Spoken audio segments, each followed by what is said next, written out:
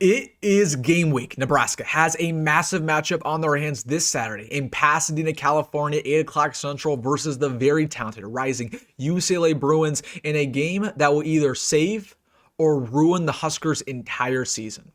So in today's video, I'm going to give you a comprehensive and complete preview of this ball game. What does UCLA bring to the table? What are their massive strengths that we need to watch out for? What are their glaring weaknesses that we need to exploit? What are the 5 keys, not only for Nebraska to win, but to avoid the crucial upset and everything else you need to know? So really quick, this is a big time preview video, man. I'm excited about Saturday. If you are too, hit that like button. And also, if you're a diehard Nebraska fan and you're not subscribed, what are you waiting for daily contact and Huskers? It's no brainer. Takes 2 seconds. Join the family. Hit that subscribe button. Thank you so much.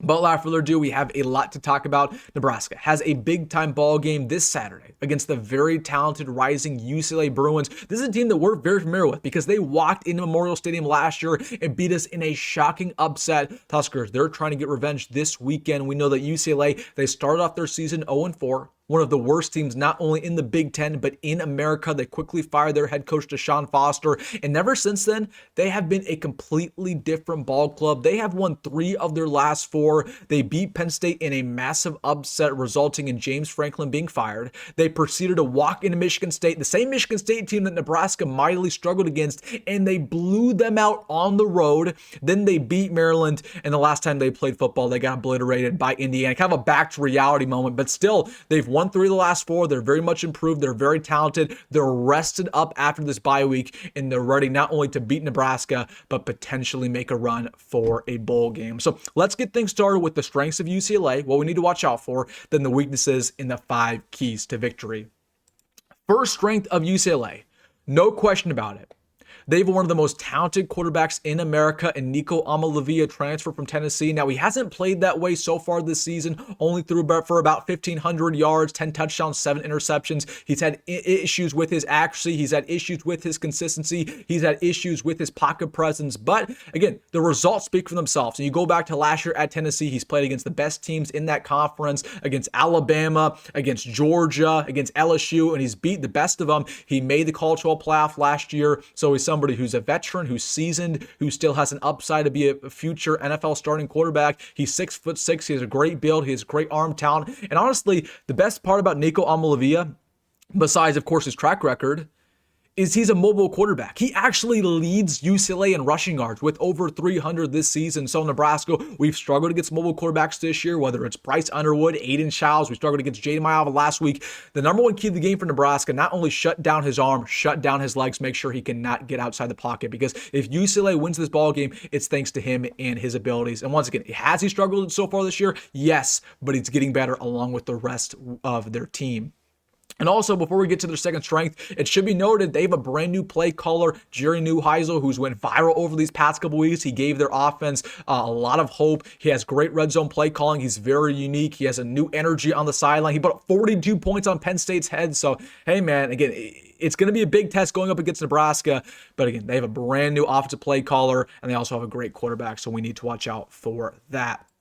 As for their second strength, I would say it's the running back core. Now, their running back core is very unique. They don't have a bona fide stud. They do not have a single running back who has over 250 rushing yards. So you're asking right now, Wilson, if they don't have a stud running back, why is it one of their strengths? Well, they have one of the best running back by committee situations in all of America. They have 4 running backs of over 150 rushing yards. You start things off here with Jalen Berger, somebody who we're very familiar with. He's a veteran in the Big Ten, was formerly at Michigan State. Again, he basically has 250 rushing yards, 1 touchdown, averaging 4 yards a carry. Very, very speedy. They also have Javian Thomas, who's a transfer from Cal. I really wanted him in the portal to come to Nebraska. He's a power back. He has almost about 250 rushing yards, 1 touchdown, 4 yards a carry. They also have Anthony Woods, who's a nice receiving option, can get involved in the passing attack. He's also great in the pass pro, and they have one other in there who has about 150 rushing yards, who's a veteran as well. So again, they have 4 productive running backs who would start at a multitude of programs,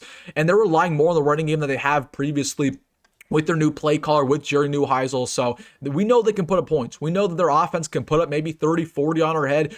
Our offense needs to come correct. They need to be prepared because, again, if UCLA can do what they want on offense, if our offense can't respond in return, we're not going to win this football game. And we know that they definitely have the firepower to do just that.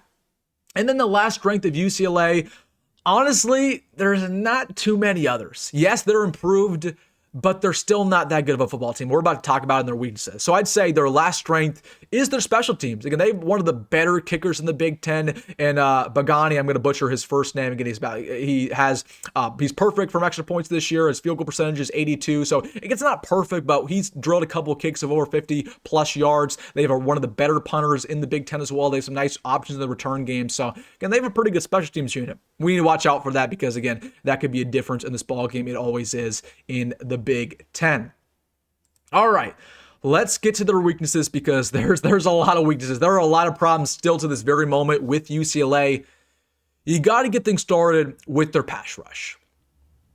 They literally, and I'm not exaggerating, they have the worst pass rush in America. Not the Big Ten, not Power 4. They have the worst pass rush in America. They average 0.8 sacks a game. They cannot get any pressure on the quarterback. They have pretty much no talent on the defensive line, no talent at linebacker. I mean, TJ Lateef, who has his first ever opportunity, first ever start, he should have all day in the pocket. And also, he should have some time to get outside of the pocket, use his legs a little bit. So, again, that's huge for Nebraska. An offensive line that's also improving for Nebraska.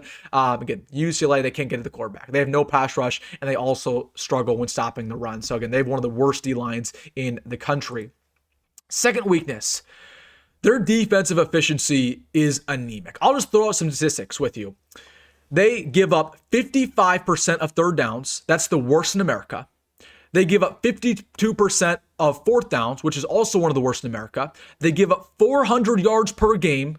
They give up 31 points per game. They only average one turnover a game. They don't take the ball away. They can't stop the run. They can't stop the pass. They aren't coached very well on defense. I think they've made some adjustments on offense, but they aren't coached very well on defense to this very day.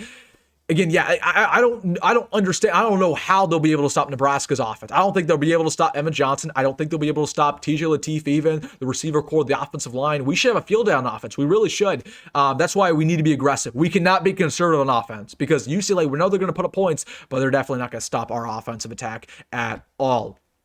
And then last weakness of UCLA, they're one of the worst teams when it comes to discipline in America. They average 8.4 penalties a game, which is the worst in the Big Ten.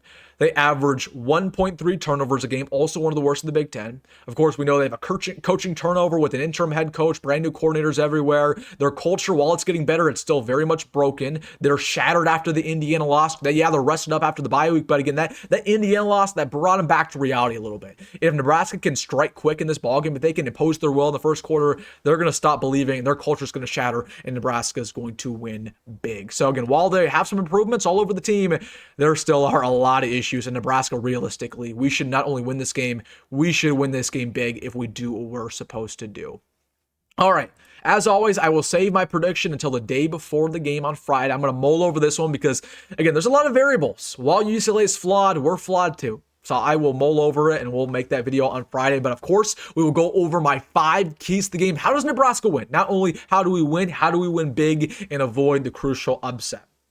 First key, in order for Nebraska to win, you have to limit Nico's abilities. It's really going to come down to the defense. I'm confident enough in the offense. I'm worried about our defense because our defense played very well versus USC, but we still lost that ball game. Who says they don't have a letdown week this week versus UCLA on the road? Because we always struggle on the West Coast. We struggle with these away games. We know that Nico Amalavi, he can put up points. He can go out to the pocket. He can do something with his arm. He's getting better by the week, and he's experienced. He can win these big ball games. And they have a great offensive coordinator. We need to shut down Nico, not only with his arm, but his legs.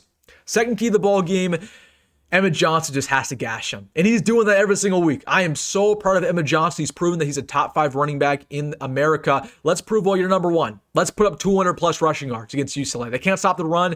They can't get to the quarterback. They can't do anything. Listen, TJ Lateef, we're going to put him in a kind of a tough situation, right? It's tough for him to learn the entire offense in 1 week, really get going. I think TJ's going to show some improvement. I think TJ's going to be fine out there, but still, like, and you have a true freshman quarterback. You got to impose your will on the ground, not only with Emmett, but I want to see TJ's legs as well. But I think Emmett needs to have a big ball game. Third key, in order for Nebraska to win, you got to start off hot. And I mean hot, sizzling. Okay, no inconsistencies to begin the ball game. You need to go down, first quarter, score a touchdown. Second quarter, score another touchdown. And if you can, at one point, if you're up 14-0, 17-0, if you're up by even 20 points at any point in time, you will win. Because UCLA, from a culture standpoint, they are so broken. They're similar to Nebraska. The only way they will beat us is if they start off hot and we do not. Okay, if we get going early, they'll stop believing as quick as the game's going. So you need to start off hot. If you struggle to begin the ball game, you're going to lose. You're going to give UCLA life. You're going to give them chances. You're going to give them opportunities, and you're going to give them momentum. Fourth, key to the ball game. This is easier said than done. No self-inflicted wounds. I know we have a brand new quarterback. I know that TJ, you're kind of throwing him out in the fire, but still, no turnovers from TJ, no interceptions, no fumbles. I don't want to see Emmett put on the turf. You can have absolutely zero fumbles in games like this, or interceptions, or anything. Zero mistakes. Because although UCLA is flawed, they will take advantage of you. They just will. The recipe to losing on the road against inferior teams is give the football to them on turnovers. That's what we did versus Maryland. Dylan Raiola gave Maryland football 3 times on 3 interceptions. That's the reason why that game was even competitive. That's why we almost lost. Okay, that's how you play down to opponents. Okay, win the battle of turnovers. Not only have 0 turnovers yourself, take the ball away. Okay, Nico's flawed. They've had some fumble issues as well. Take the ball away. Win the battle of turnovers, and you will win. Final key to victory. Honestly, this is probably the most important. Give up 20 points or less on the day. If you can do that, if you can give up 20 points or less to UCLA and their high-powered offense, Nebraska will win. No question about it. I have 100% faith that we will win the ball game if we give up 20 points or less. Because if they win this ball game, it's going to be because they make it a shootout. It's going to be because Nico Amalavia, we can't stop him. We can't stop the rushing attack. The receivers get open. Their offensive line dominates the trenches, and they put up points. If we win this ball game, it's because our defense shuts them up. Because really, they don't have a defense to combat our offense. We're going to put up points ourselves. Okay, this is the way it goes. I have no faith in their defense shutting down TJ Lateef, shutting down Emmett. Okay, we're going to put up at least 20. I'd say probably 28. I'd say probably 30. We might put up our best game from a Big Ten point standpoint all season long against UCLA because their defense is that terrible. So if you can give up less than 20 points to them, and you're forcing their defense to step up, it's just not going to happen. They're going to lose the ball game. So biggest key to the ball game for Nebraska to win, give up 20 points or less, and we will be 7-3 on the season. All right, guys, big time ball game. A lot of concerns. I know people are a little bit concerned about TJ Lateef, being our quarterback for the rest of the season, but this is his chance. I mean, this is about as easy of a game as it gets. We're not throwing it in the fire against Ohio State. We are playing one of the worst teams in America in UCLA. Yes, they're improved, but still. We should get this one done. Those are the 5 keys. That's the preview. Let me know your thoughts down below. All right, guys, let me know what you're thinking about this ball game, your early score predictions. If you made this far, hit that like button and subscribe. As always, folks, go be great, go Met Rule, and I'll see you in the next one.